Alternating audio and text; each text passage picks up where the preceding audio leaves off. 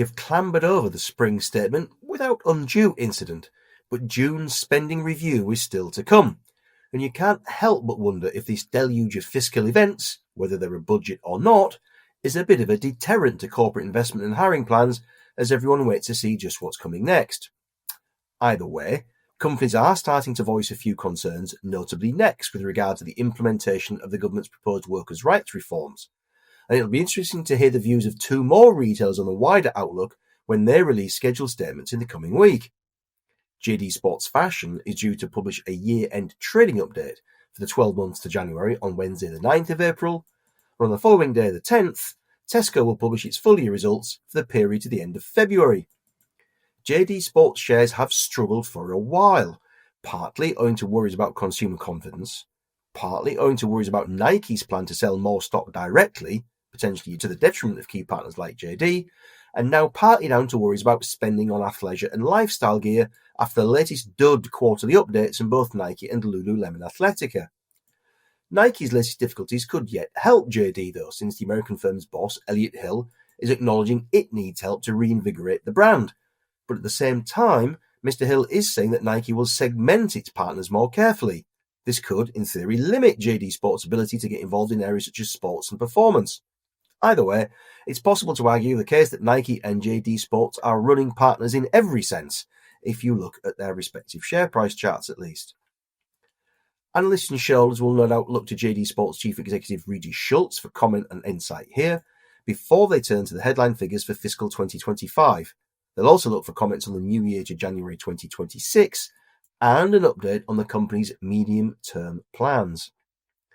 For the year to January 2025, Mr. Schultz has already put out two profit warnings in November and January, thanks to weak trading in the UK and USA. The benchmark will be the comments from January when the boss pointed towards three key figures. First, flat sales on a like-for-like basis, which analysts believe equates to a headline statutory figure of £11.4 billion, up 8% year-on-year. For fiscal 2026, the consensus is for headline sales of £12.7 billion, that's up 11%. Although, recent commentary suggests analysts fear there is downside risk to this number, with like-for-like progress looking flat at best for the whole year and possibly negative in the first quarter.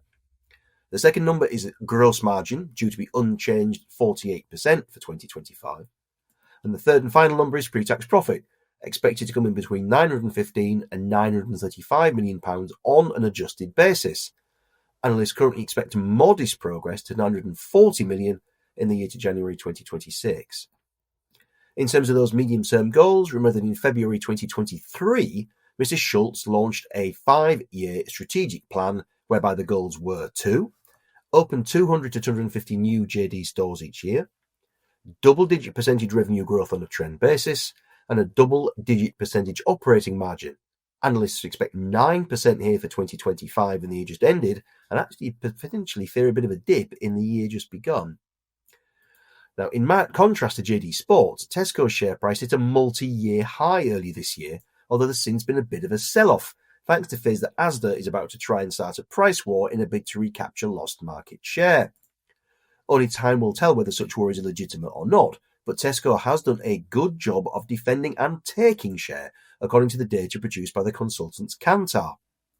However, any attack from Asda would come at a potentially testing time, given imminent increases in the bill for wages and also national insurance contributions. So analysts and shareholders will look to Chief Executive Ken Murphy, not just for the Tesco headlines for the year to February 2025, but any guidance for the new year to February 2026.